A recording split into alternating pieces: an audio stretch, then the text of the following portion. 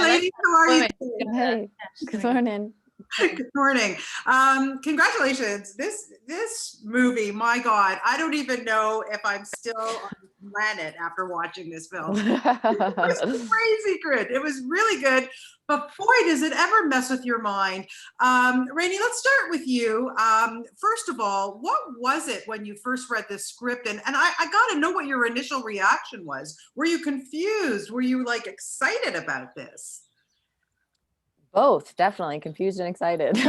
I I read the script before I auditioned, and then when I found out that I had booked the role, I was like, okay, I need to go back and read this again and try to have a more full understanding what was actually taking place. But I think I was still kind of piecing everything together even while we were shooting, and it wasn't really until I actually saw the movie screened at Tribeca when I was like, okay, I think I kind of get it now. Because it's such a different experience just reading it and actually being able to watch it and like kind of keep track of all the different storylines. And yeah, it's definitely it's exciting, and it was a little bit daunting, but I think it turned out really well. Oh, 100%. Chelsea, what about for you?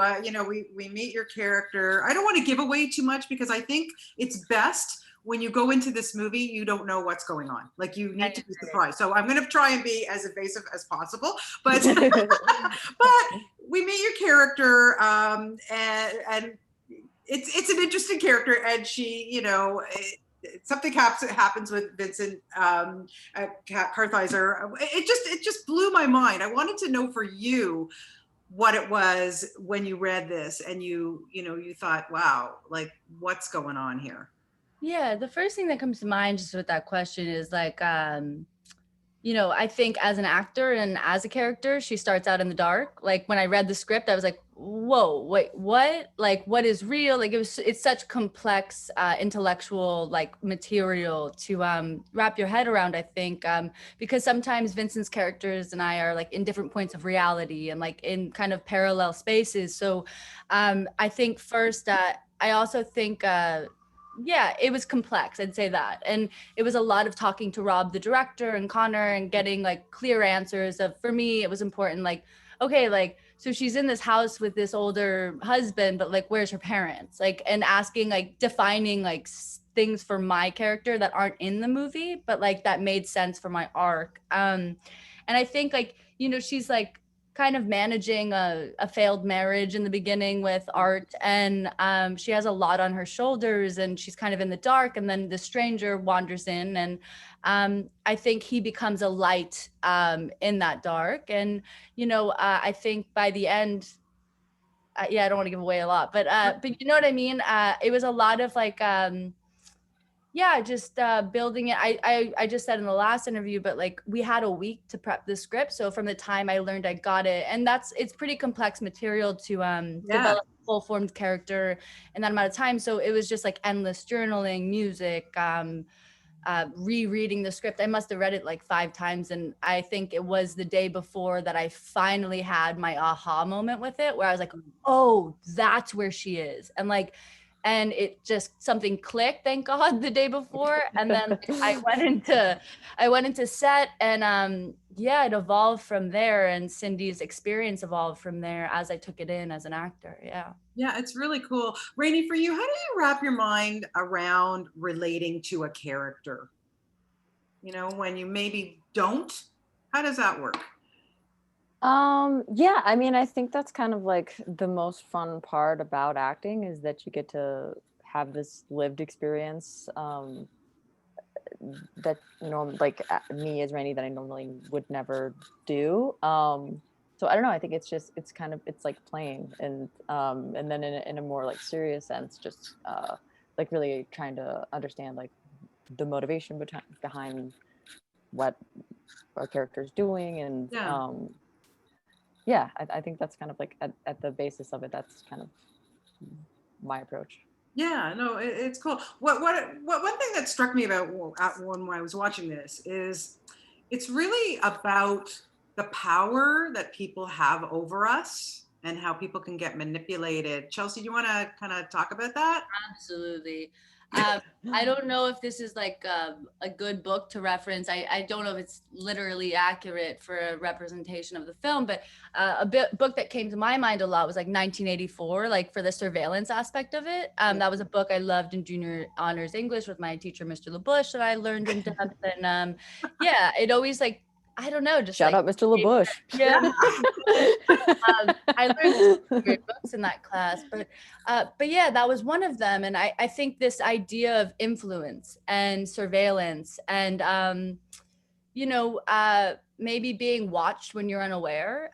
It's like very voyeuristic, this film, I'd say, in a certain way, that is, based upon dissecting manipulation, whether it's from the government or, you know, like just different layers of manipulation. But kind of reminds me of this movie, like my character, at least, I just thought this, but is you know, like when you're like watching someone pass by on the street, but they're not aware that you're watching them. Yeah. So, like this film kind of takes that vantage point, and then like kind of breaking that fourth wall and being like, oh wait, you know, I don't want to give too much away, but and then she realizes something grave. And I think that was probably one of the hardest moments for me.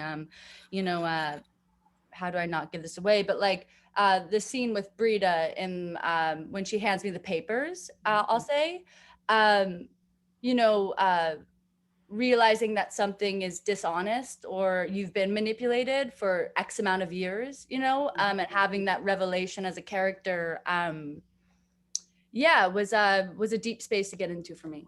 Yeah, I'm sure.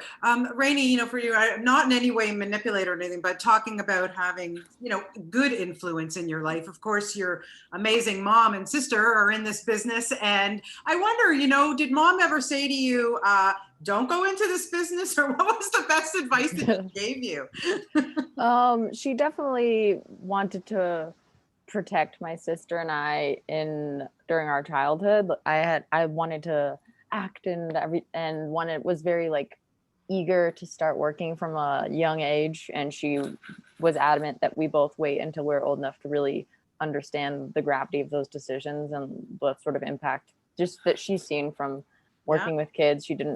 We like grew up in North Carolina and Montana and kind of away from Hollywood. So it wasn't, my sister and I both eventually did choose to go into the biz, but it wasn't until we were a bit older and that we really like were making those decisions like as adults. But now that we're both, I make music and act, and Margaret, Margaret's an incredible actor, and mom now is like very, very supportive and happy for us, but wanted to make sure that we understood what we were getting into. Oh, yeah, for sure. Well, listen, you can't get any better than Andie MacDowell. My God, what a great mom. I've interviewed her many times over the years. Wonderful. And Kelsey, now you've worked with both Qualley girls. I mean, I love that film. I thought that was a great movie. So from your perspective, working with both of these lovely girls, you know, they've obviously been brought up pretty well, huh? Absolutely. And I know their mother, and she's just, the whole, if I can say this much, is they're heart symbols, Margaret and Rainey, to me, beyond just being my acting partners in crime. Luckily, like doing a film novitiate with Margaret and doing this now with Rainey, to be honest, they're my best friends. And in this world, I feel like their mother did such an amazing job, and them as well, like at standing their own and like being really grounding natural forces in this world for me. I don't come from, you know, maybe like Hollywood, or my mom was a model with Wilhelmina when she was younger in Japan, and she was quite big in Japan, but she was very protective, like you were just mentioning, like as a mother, I think should be in this business of like, maybe not yet, you know?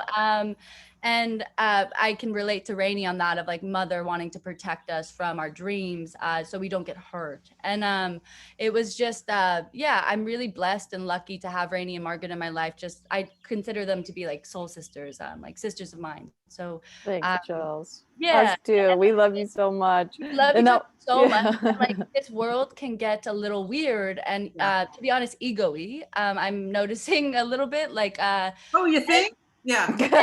And I'm not from this world, so to have a light shining, upon me like Rainey and Margaret, it just kind of guides me to like be able to be my natural self. And like, I don't know, even if we like, I go to events with Rainey sometimes and things, and we just smile and kind of walk.